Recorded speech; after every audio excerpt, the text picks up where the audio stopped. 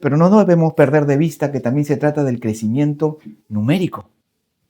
Cuando uno revisa el libro de los Hechos, eran 120 los que esperaban la promesa del Señor, ¿recuerdan? Entre ellos, dice Lucas, el autor de Hechos, estaban con las mujeres, entre ellas María, la madre de nuestro Señor, orando y esperando la promesa. ¿Quién es la promesa? El Espíritu Santo que llega en el día de Pentecostés.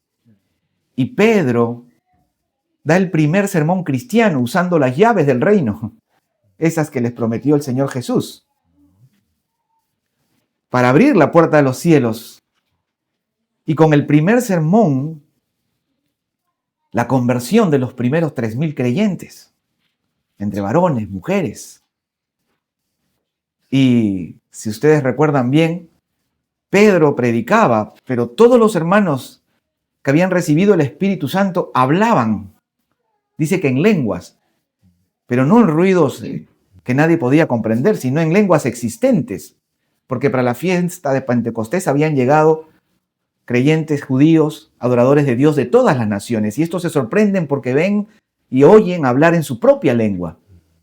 Entonces la palabra la proclama toda la iglesia. La palabra es proclamada por toda la iglesia. Pedro, tenemos en el libro de los Hechos el sermón de Pedro, pero tenemos el testimonio de que toda la iglesia proclamaba la palabra de Dios, y por eso el crecimiento. Y después de esos 3,000, pero se producen otras obras del Señor y aparecen 5,000 más, solo contando varones. Y después dice que ya eran innumerables, es decir, ya no cuenta, ya Lucas no puede seguir con el conteo, sino que habla de multitudes, de muchedumbres. Ya no se puede llevar la cuenta.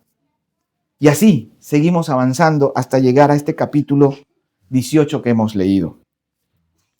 Y hemos notado que este crecimiento, que es por el poder del Espíritu Santo, continúa hasta nuestros días. Nosotros debemos tener plena confianza de que el Señor sigue haciendo su obra y que por lo tanto su iglesia debe seguir creciendo. Y nosotros en Pueblo Libre estamos orando por una visitación especial del Espíritu Santo. Y que sea no solo en Pueblo Libre, que sea en toda la iglesia del Señor. Y que sea aquí, en La Esperanza de Trujillo, por una visitación especial del Espíritu Santo, para que nosotros seamos los atalayas que prediquen el Evangelio y el Señor honre su palabra. ¿Amén? Cuando llegamos hasta el capítulo 17, Pablo está en Atenas, y ustedes lo pueden leer eso durante el resto del día o de la semana. Vemos que Pablo sufre un dolor al constatar que la idolatría había tomado a toda la gente, a toda la población. Allí Pablo predicó el pasaje y nos dice que solo algunos creyeron. Yo les he recordado que primero fueron 3,000, después 5,000, después grandes multitudes, grandes millares, pero también hubo ocasiones en que apenas algunos creyeron. Y la pregunta que tengo que hacer, ¿esto desalentó a Pablo? ¿Esto detuvo a Pablo? Esto es parte de la historia de la iglesia. Y cuando llegamos al capítulo 18, continúanos relatando este segundo viaje misionero de Pablo, quien para entonces se encontraba solo y que se adelanta en dejar Atenas para dirigirse ahora ¿a dónde? Si han estado atentos a la lectura, yo les voy a pedir que tengan las Biblias abiertas en el capítulo 18 para ir avanzando en Corinto. Ahora está en Corinto. Y se adelanta, digo, porque ya luego le va a dar el encuentro Timoteo, le va a dar el encuentro Silas, que llegarán desde Macedonia. Entonces miren ustedes el versículo 1. Después de estas cosas, yo tengo aquí la versión de Reina Valera contemporánea, pero ustedes vayan mirando la 60 que tienen, que está muy bien. Después de estas cosas, Pablo salió de Atenas y fue a Corinto. Ya está, ya nos ubicó. Y fíjense cómo empieza el capítulo después. Dice, después de estas cosas. ¿Qué cosas? La que hemos estado recordando. El ministerio de Pablo. Pero al mismo tiempo, la tremenda oposición que el ministerio cristiano encuentra. Hermanos, y esto ya para nosotros es sumamente importante. No debe pasar desapercibido porque nos está permitiendo ver que el cumplimiento de la misión de llevar el Evangelio de Jesucristo no será un trabajo libre de dolor. No será un trabajo libre de decepciones, de frustraciones. Pablo no se habría sentido frustrado después de una campaña evangelista, entre comillas, tan exitosa, encontrarse que solo algunos respondieron al mensaje. Entonces, existirá libre de dolor. No existe. Es parte de la vida cristiana. Y claro que si comparamos la iglesia del libro de los Hechos con la iglesia de hoy, el Señor es tremendamente misericordioso con nosotros. Nadie nos persigue. No estamos aquí ocultos de nadie, de ninguna autoridad pública, al menos no por ahora. Tenemos plena libertad. Nadie nos amenaza por confesar nuestra fe. Nadie nos persigue por compartirlo con alguien más. Y que esa paz que el Señor ahora mismo nos está dando, hermanos, sirva para gratitud, no para perder la conciencia de lo que significa ser cristiano y de lo que significa servir a Cristo. No para adormecernos en esa comodidad de poder venir libremente hasta aquí, sentarnos en un confortable asiento y escuchar la palabra de Dios, sino más bien para llevarnos a la gratitud de saber lo que el Señor en su misericordia nos está permitiendo experimentar frente a lo que la iglesia de otros tiempos sufrió por cumplir con su ministerio.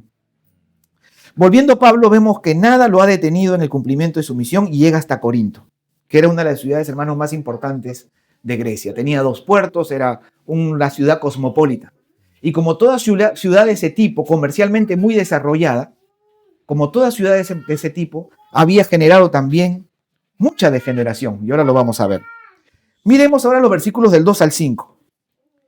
Y halló a un judío llamado Aquila, natural del Ponto, recién venido de Italia con Priscila su mujer, por cuanto Claudio había mandado que todos los judíos saliesen de Roma.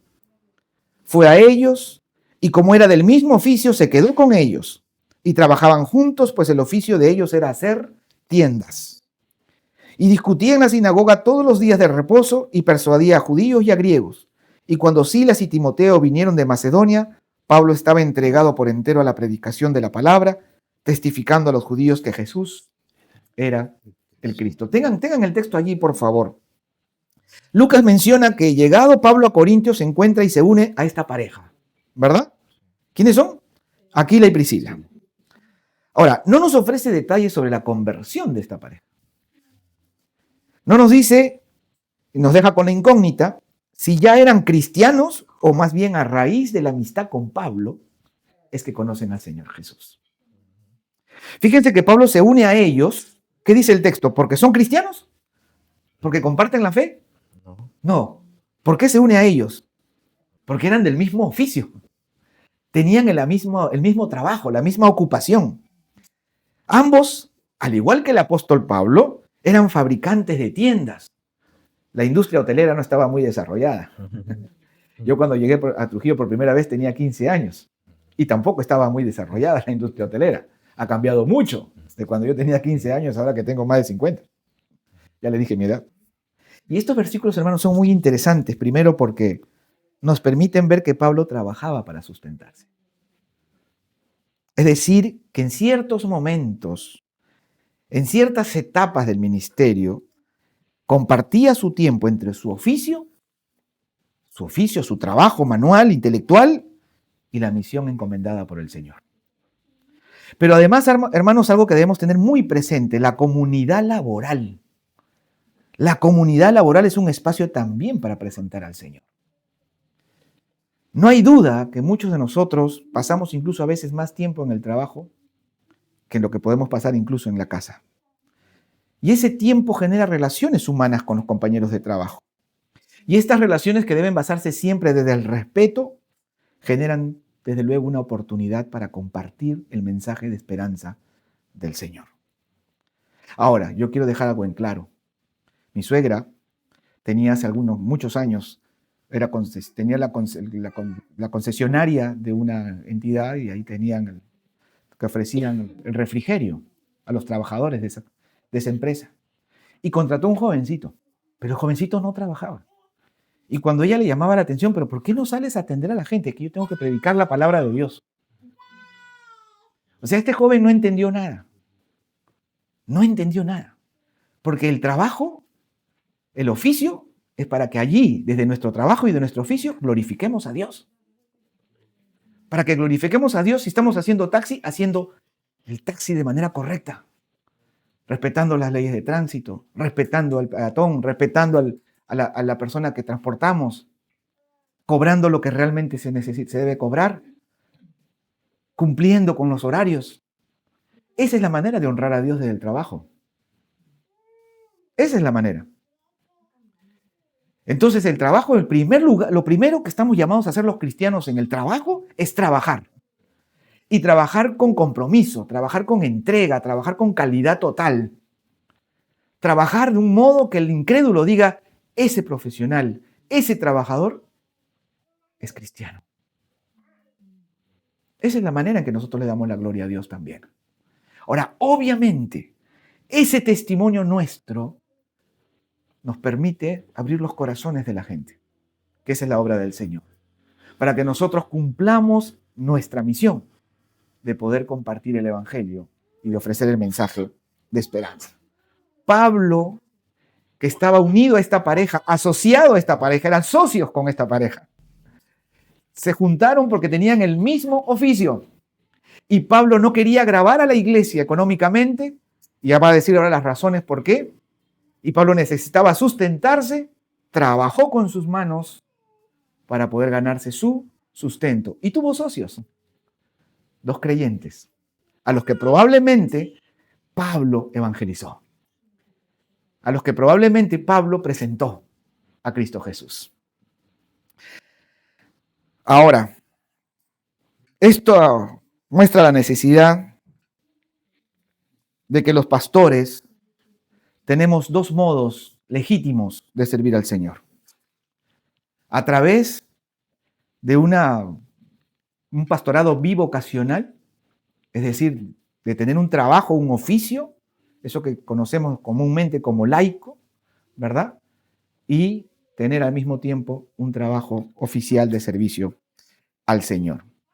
Pero teniendo especial cuidado, queridos hermanos, de que no confundamos y no dividamos la vida cristiana.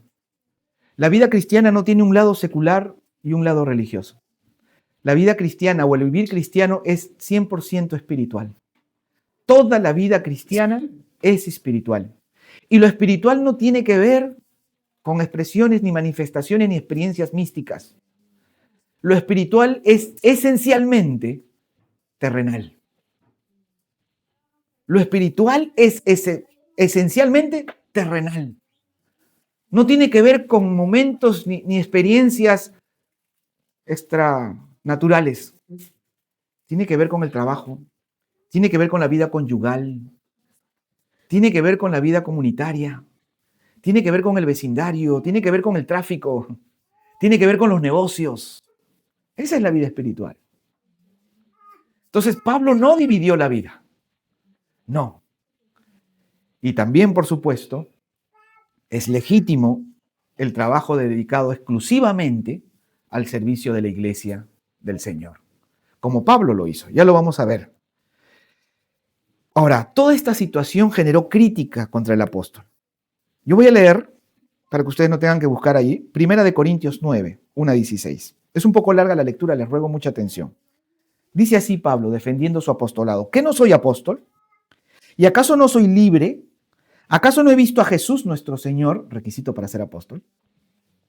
Testigo ocular del Cristo resucitado. ¿Y no son ustedes el fruto de mi trabajo en el Señor? La iglesia que él fundó. Tal vez otros no me consideran apóstol, pero para ustedes sí lo soy, porque ustedes son el sello de mi apostolado en el Señor. Tenía oposición adentro de la iglesia. A veces nos lamentamos de las cosas tristes que pasamos las iglesias, pero la oposición y el enemigo está dentro de la iglesia. Dentro de la iglesia del siglo I habían cristianos que se oponían al apostolado de Pablo. Así que nada tendría que extrañarnos que la iglesia de Jesucristo padezca de estas cosas. Mi defensa, dice Pablo, contra los que me acusan es la siguiente: ¿acaso nosotros no tenemos derecho a comer y beber?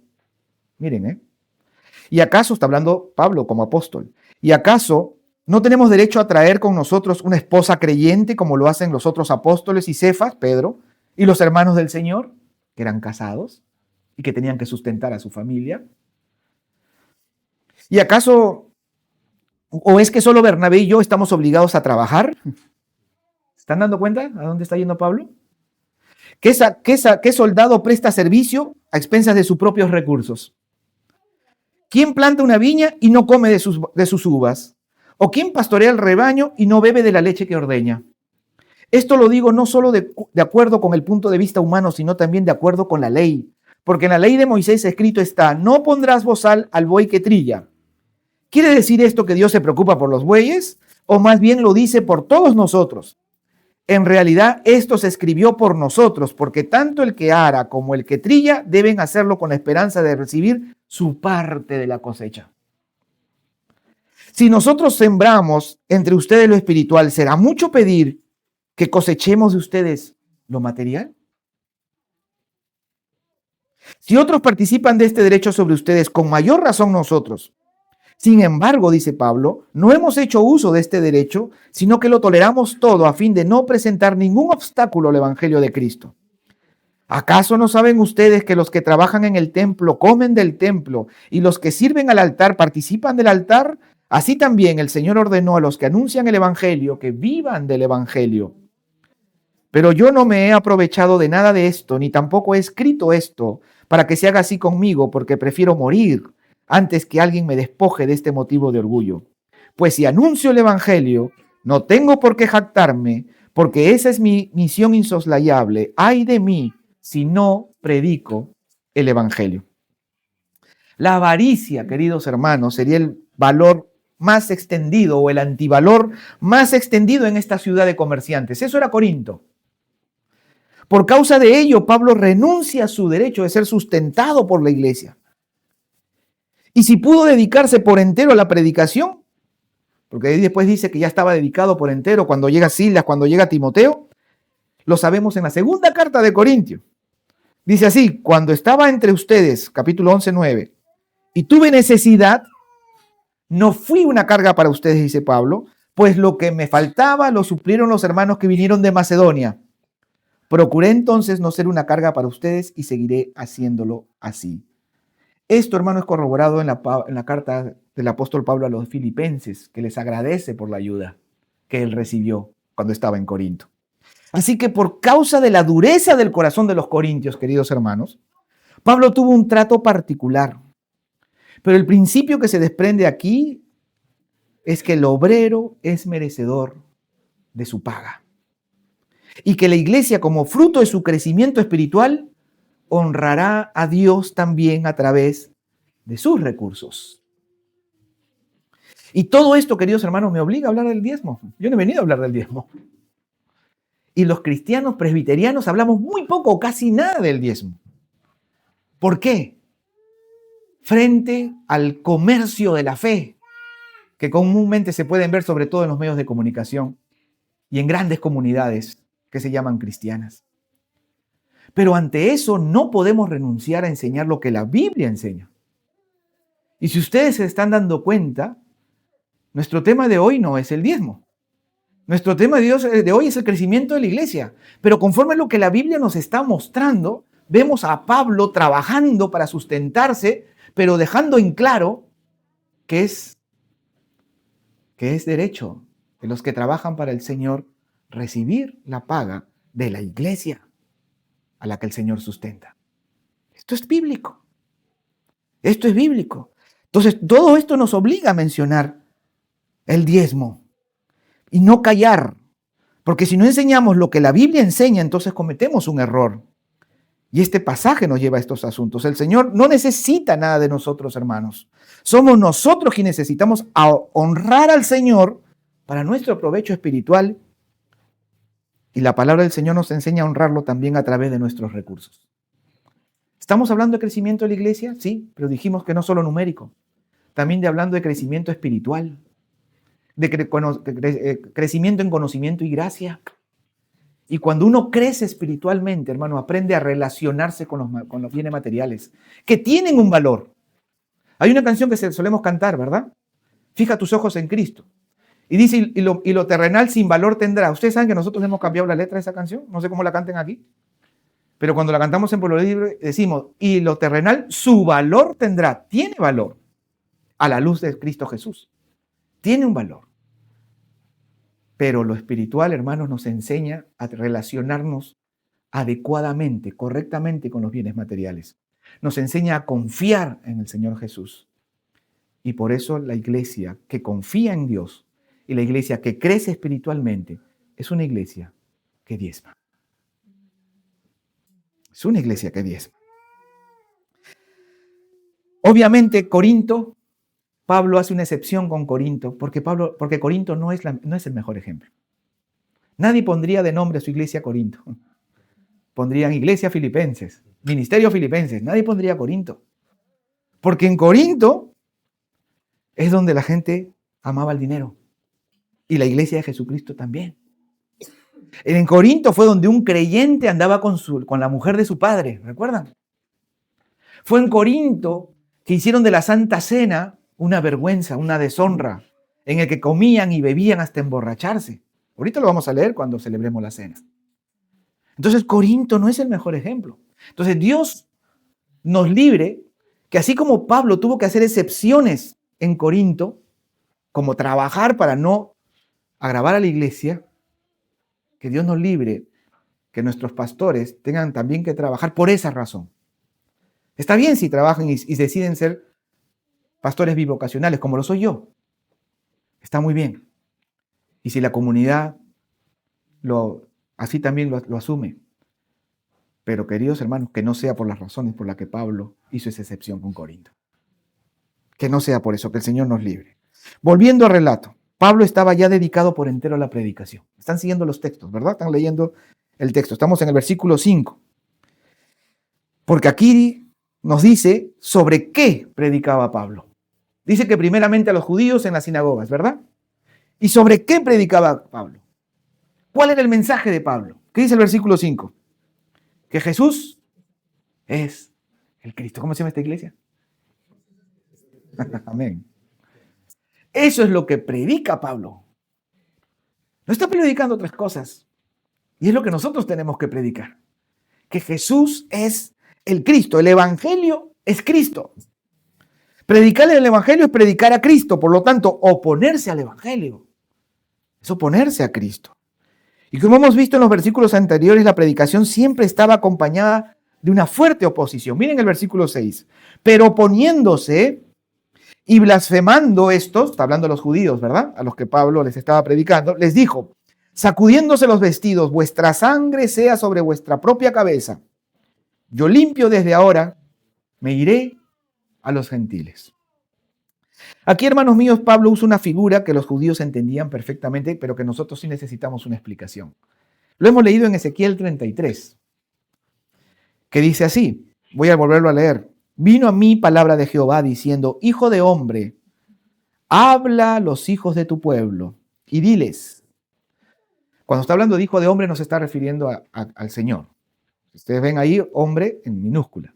Está hablando el creyente que está sirviendo al Señor, de los creyentes que sirven a la iglesia. Hijo de hombre es un término en el Antiguo Testamento muy común para referirse al ser humano, al hombre, ¿no? Solamente en cosas muy puntuales se refiere al Señor, al Mesías. Habla a los hijos de tu pueblo y diles, cuando trajere yo espada sobre la tierra y el pueblo de la tierra tomare un hombre de su territorio y lo pusiera por atalaya, por guardián, y él viera venir la espada sobre la tierra y tocare trompeta, es decir, y avisa al pueblo, se viene la espada. Cualquiera que oye el sonido de la trompeta y no previene, y no se alerta y no se pone a buen recaudo, y viniendo la espada lo hiere y lo mata, su sangre será sobre su cabeza.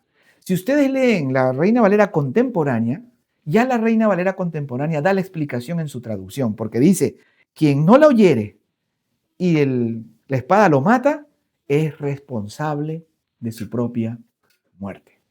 Entonces, esta figura literaria, este uso de esta oración que dice, y su sangre caerá sobre su cabeza, que la está usando Pablo, sacudiéndose, vuestra sangre sea sobre vuestra cabeza, sobre vuestra propia cabeza, significa, ustedes son responsables de su propia condenación. Ustedes son responsables de su propia muerte. Yo ya les anuncié, como el atalaya que tocó la trompeta. Yo ya les anuncié la atalaya, el evangelio de Cristo. La trompeta es el evangelio de Cristo, ¿verdad? El atalaya es el predicador, la iglesia. El que no responde a la palabra del Señor es responsable de su propia condenación. El Señor elige a los suyos. Sabemos eso bien por la enseñanza bíblica. Nos eligió desde antes de la fundación del mundo. Nadie de nosotros ha decidido por Cristo. Ninguno de nosotros decidió por Cristo. Fue el Señor quien nos eligió desde antes de la fundación del mundo. Sin embargo, quien no responde a la palabra de Dios es responsable de su propia condenación. Nadie puede decir por qué Dios eligió a uno, no eligió a otro. La elección es de Dios, pero el que cree es el hombre. El que cree es el hombre. El que rechaza el mensaje es responsable de su propia condena. Esa es la figura. Y queridos hermanos, muchos prefieren escuchar otras cosas que se acomodan mejor a su modo de pensar, a su modo de vivir. Muchos prefieren un evangelio distinto, que prometa salud, que prometa prosperidad, un Dios que no incomoda, que se puede contentar con ritos religiosos, con buenas obras, al que se le puede ignorar. Pero el evangelio de Jesucristo es el atalaya al cual debemos responder, hermanos, o bien para vida, o para muerte. La labor de un atalaya, ¿y quién es el atalaya? ¿El predicador? ¿El pastor? ¿Quién es el atalaya? La iglesia. Todos nosotros. Es proclamar la verdad del evangelio, sin maquillaje, hermanos. El evangelio de Cristo es uno y para todos, un mensaje de salvación que nos presenta al Dios que es amor, al Dios que es perdón, pero que también es justicia. Nadie podrá decirle al Señor, yo no sabía.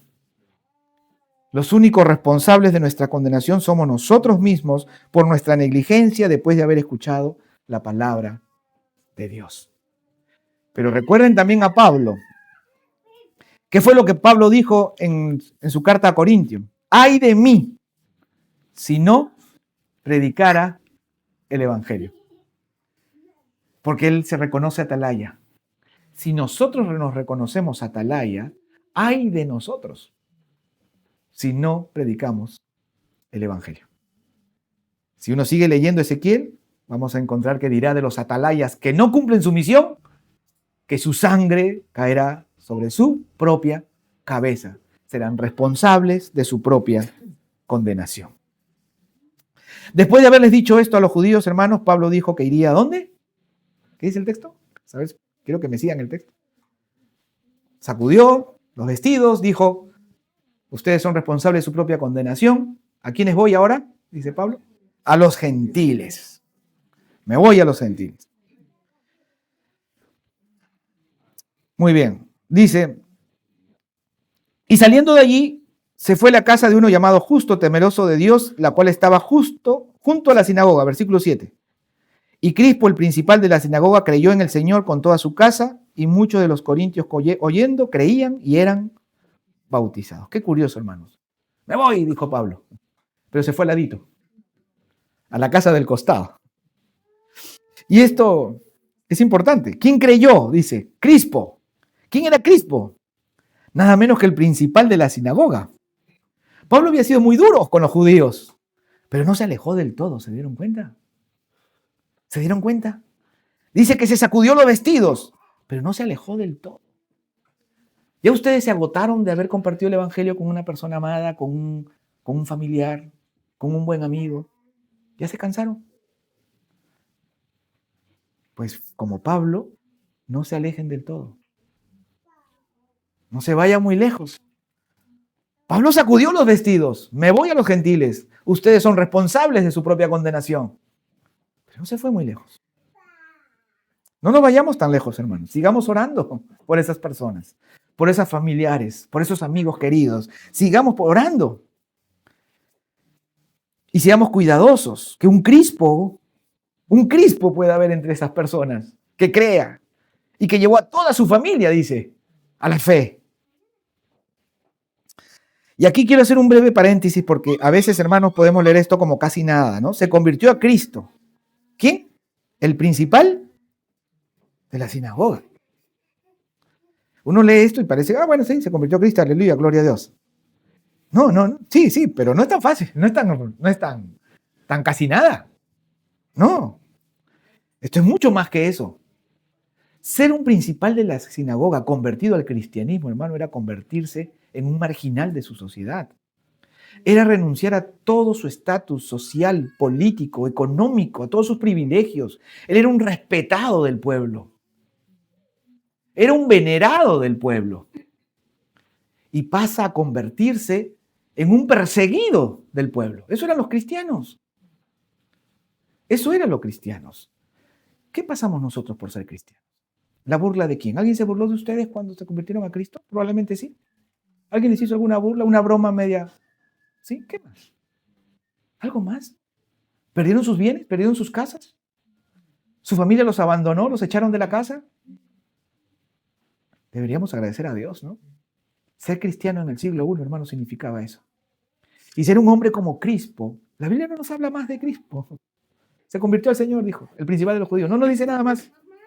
Pero la historia de Crispo sería increíble, por lo que significaría renunciar a todo. Yo creo que buena parte de esta congregación ha sabido lo que es renunciar. Quizás a situaciones más prometedoras, materialmente hablando, numéricamente hablando. Pero ese es el costo de seguir la verdad. Y la verdad no solo es una creencia, un sistema de creencias. La verdad es una persona. ¿Quién es la verdad? Cristo. Cristo. Pero en Él podemos confiar. Entonces el Señor dijo a Pablo en visión de noche, no temas, sino habla y no calles. Ese es el título del sermón. Porque yo estoy contigo y ninguno pondrá sobre ti la mano para hacerte mal, porque yo tengo mucho pueblo en Esperanza.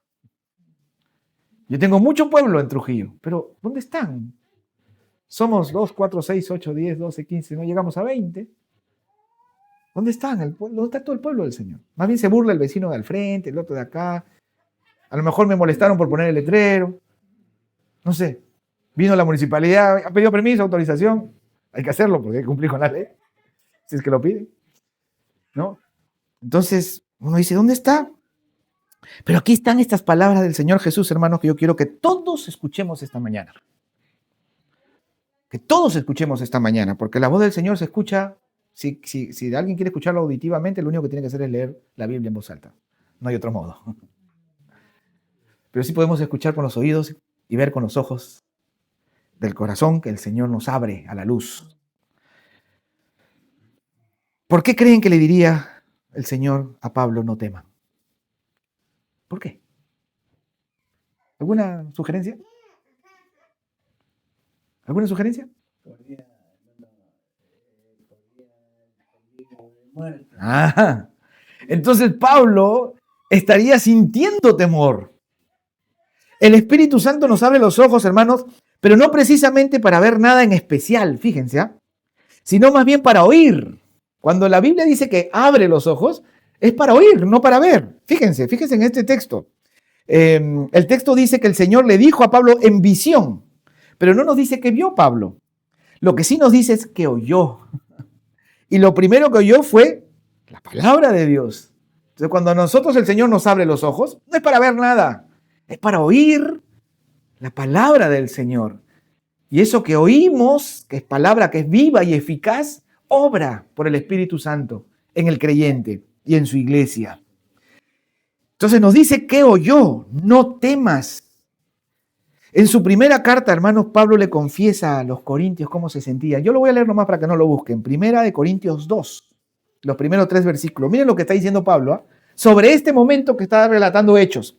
Cuando Pablo, después de mucho tiempo, le escribe a los corintios, le dice, así que hermanos, cuando fui a ustedes, es decir, ahorita que estamos viendo el texto, para anunciarles el testimonio de Dios, no lo hice con palabras elocuentes ni sabias, más bien al estar entre ustedes, me propuse no saber ninguna otra cosa sino de Jesucristo y de este crucificado. Estuve entre ustedes, versículo 3, con tanta debilidad que temblaba yo de miedo. 1 Corintios 2, versículo 3. Estaba entre ustedes con tanta debilidad que temblaba yo de miedo. Pablo estaba sintiendo miedo. Y siempre que hemos visto a Pablo, lo hemos visto inquebrantable, gozoso, ¿verdad? Pero al mismo tiempo asediado, perseguido, azotado, agotado definitivamente. O sea, todo esto habría hecho mella en Pablo. ¿No creen ustedes, hermanos? Lo está confesando Pablo mismo. Muchas veces vemos a Pablo como un superhombre, pero ¿saben qué? No lo era. Pablo era un hombre, era un creyente, que buscaba, como él mismo aconseja en sus cartas, ser lleno del Espíritu Santo, constantemente, porque sabía que dependía de Dios y no de sus fuerzas. Y esto, hermano, es útil para saber tratar situaciones particulares. El Evangelio es también un llamado a la empatía, es decir, a tratar de entender las situaciones particulares de otras personas. Pablo seguro sintió temor porque el ministerio, claro que da miedo. Claro que da miedo. Y el miedo puede paralizarnos. Y en Pablo podemos ver que Dios siempre está con nosotros conforme a sus promesas. Vayan y hagan discípulos, y he aquí, yo estaré con ustedes todos los días hasta el fin del mundo. La promesa del Señor es estar con nosotros de vez en cuando, los domingos, todos los días. Pero han leído un poquito más arriba, vayan y hagan discípulos, y he aquí. Es decir, yo estaré con ustedes mientras ustedes estén haciendo su misión. Ojo con eso. Ojo con eso. Yo estaré con ustedes, todos ustedes, si ustedes están cumpliendo su misión de hacer discípulos. ¿Qué hacía Pablo en Corinto? Haciendo discípulos, temblando de miedo. Y el Señor les recuerda su promesa. Yo estaré con ustedes todos los días hasta el fin del mundo. No temas, le dice. A ser rechazados, hermanos, ridiculizados. No temas. No calles. Habla, dice el Señor. Porque solo venciendo el miedo vamos a predicar el Evangelio sin maquillaje. Estas palabras, hermanos, son una exhortación, son un mandato, pero también son una promesa. La promesa de que podemos afrontar situaciones adversas, incluso dolorosas, en paz, porque tenemos la paz de aquel que ha vencido el mundo. Amén. Ya hemos dicho algunos aspectos de lo que significa vivir y obrar para la gloria de Dios, sobre todo en el trabajo. Pero además, hermanos, no olvidemos que la Biblia nos muestra que glorificamos a Dios a través del servicio. Y en este versículo, el servicio a Dios y la iglesia y al mundo a través de la iglesia se centra en estas palabras del Señor. Habla y no calles. ¿Quieren servir? ¿Quieren servir al Señor? ¿Quieren servir a la iglesia del Señor? Y a través de ella quieren servir al mundo. Entonces, habla y no calles. Ese es el servicio que el Señor demanda en estos textos. Cuando pensamos en la gran comisión, ya lo hemos leído en Mateo, lo hemos recordado en Mateo, vayan y hagan discípulos, pero está en todos los evangelios. Lucas dice ser testigos. Marcos dice predicar el evangelio. Porque esa es la misión. Esa es la misión del creyente. Y el versículo 10 dice, porque yo estoy contigo y ninguno pondrá sobre ti la mano para hacerte mal. No desesperemos, hermanos míos, si acaso estemos afrontando situaciones difíciles y adversas. El Señor está con nosotros. Y esto no es algo que tenemos que sentir. Lamentablemente vivimos en una generación, en un tiempo en el que los emocionalismos están exaltados. Los emocionalismos incluso se leen erróneamente como signo de la presencia del Espíritu Santo. Pero no, hermanos. Si acaso usted siente algo y eso que siente es lo que como llamaría Mackay las emociones, la emoción de lo real. Si acaso siente, pues alabado sea el Señor. Pero si usted no siente nada, hace mucho tiempo se me acercó un hermano bastante adulto y me dijo, hermano, yo hace tiempo que no siento nada. Y yo le respondí, ¿usted no siente? No. Pues yo a veces tampoco. Pero usted conoce la palabra de Dios, sí. Y usted cree en la palabra de Dios, sí. Eso es lo importante. No tiene nada que ver los emocionalismos aquí, hermanos. No es un asunto de sentir. Es un asunto de saber y de creer. Usted podría estar en el mismo culto ahora y sentirse emocionado, conmovido. Gloria a Dios. Y si no, gloria a Dios, porque si usted conoce la palabra y cree en ella, ese es su sustento, no las emociones. Pero todavía el versículo 10 continúa. Porque yo tengo mucho pueblo en esta ciudad. ¿Y cómo es que tenía mucho pueblo si Pablo recién había empezado a predicar, hermano? y de lo que había predicado se le habían opuesto, al punto que tuvo que sacudir los vestidos y salir de allí. Encontró oposición, dicen los versículos, encontró rechazo. ¿Dónde estaba todo ese pueblo que el Señor le dice a Pablo que tiene? Aún no había discipulado a mucha gente, pero el Señor ya tiene su pueblo elegido. ¿Desde cuándo? ¿Desde antes que Pablo predicara? No, desde antes de la fundación del mundo. Efesios 4. Bendito sea el Dios y Padre de nuestro Señor Jesús, que bendijo a toda bendición espiritual en los lugares celestiales en Cristo, según nos escogió en Él antes de la fundación del mundo, para que fuésemos santos, separados por Dios y para Dios, diferentes y sin mancha delante de Él, en amor, habiéndonos predestinado para ser adoptados hijos suyos por medio de Jesucristo. No somos nosotros quienes hemos elegido al Señor, hermanos, sino Él quien nos eligió a nosotros. Aún la tierra no había sido hecha y su nombre, querido hermano, el suyo y el mío, ya estaban inscritos en el libro de la vida. Amén. Pablo no sabía quiénes iban a responder a la predicación del Evangelio. Él más bien había experimentado oposición. Él estaba experimentando rechazo. Venía de un lugar de Atenas, donde apenas algunos dice que creyeron. Y ahora llega a Corinto, una ciudad degenerada que recibe rechazo y oposición. Pablo no sabía quiénes iban a responder al Evangelio. Pero el Señor le asegura que tiene a su pueblo elegido y que tiene mucho pueblo. Yo me imagino cuántos años podemos estar aquí con esta congregación y sentir que no crecemos y mirar a los alrededores y decir, la gente está en otra. O está a lo mejor disque alabando al Señor, llenándose de emocionalismos o buscando enriquecerse, o están en otras cosas del mundo. Pero hermanos, podemos por la palabra de Dios, no porque yo lo diga, por la palabra de Dios, que el Señor tiene mucho pueblo en La Esperanza, que el Señor tiene mucho pueblo en Trujillo, que el Señor tiene mucho pueblo en el Perú. El Señor tiene mucho pueblo. Lo que nosotros tenemos que hacer es lo que el Señor le demandó a Pablo. No calles, no temas, habla y no calles. Entonces que de verdad el Espíritu del Señor, hermanos, toque las vidas de cada uno de nosotros, nos toque como comunidad, nos toque como congregación y nos lleve a no callar, a no temer. Y en el centro de trabajo, mientras honro al Señor haciendo bien mi trabajo, compartiré la palabra del Señor. Y relacionándome con el mundo, honrando a Dios en esa relación, compartiré la palabra del Señor. Que el Señor nos visite por su Santo Espíritu, para que no temamos, sino que hablemos y no callemos. Amén. Ya para terminar, dice que se detuvo allí 1 año y 6 meses, Pablo. Evangelizar y discipular. Yo sé que ustedes incluso se están reuniendo diariamente y están avanzando y creciendo en su conocimiento para el estudio de la palabra de Dios. Se quedó 1 año y medio Pablo. Es decir, lo primero que hizo Pablo cuando una iglesia estuvo unida no fue armar un concierto de cristiano, no fue armar una campaña. No, lo primero que hizo fue estudiar la palabra de Dios. 1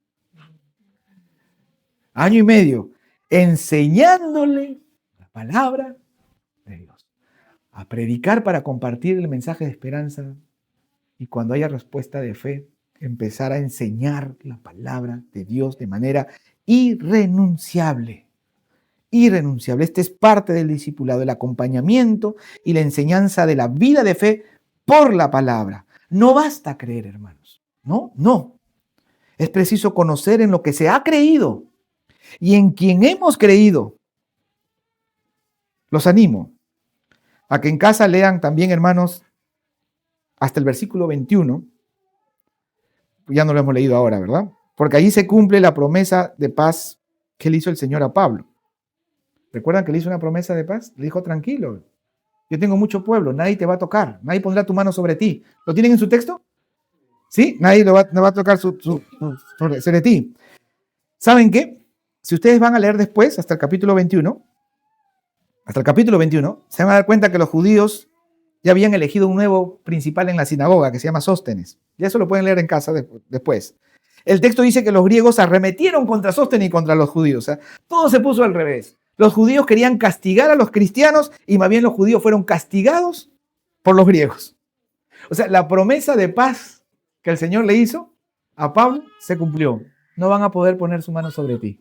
Ellos fueron castigados. ¿Qué nos enseña todo esto, hermanos míos? Hemos visto a Pablo amenazado desde el principio, expuesto a peligros desde su conversión en Damasco. ¿Recuerdan? Fue amenazado en Jerusalén, tuvo que escapar. Fue azotado, fue encarcelado en Filipos, perseguido en Tesalónica y en Berea, despreciado en Atenas, en Corinto, invadido por el temor, temblando de temor, dice. Y en su segunda carta a los Corintios, Pablo hace un conteo de cuántas veces fue azotado, apedreado, describe las veces que pasó hambre, sed, noches sin dormir, su vida en peligro por propios y extraños, pero no se detuvo y la iglesia siguió creciendo. Que nada nos detenga, hermanos, a nosotros tampoco. No tema, hable y no calle, que el Señor es fiel a su promesa y tiene mucho pueblo en la esperanza y tiene mucho pueblo en Trujillo y ustedes son los atalayas llamados a predicar el Evangelio de Jesucristo.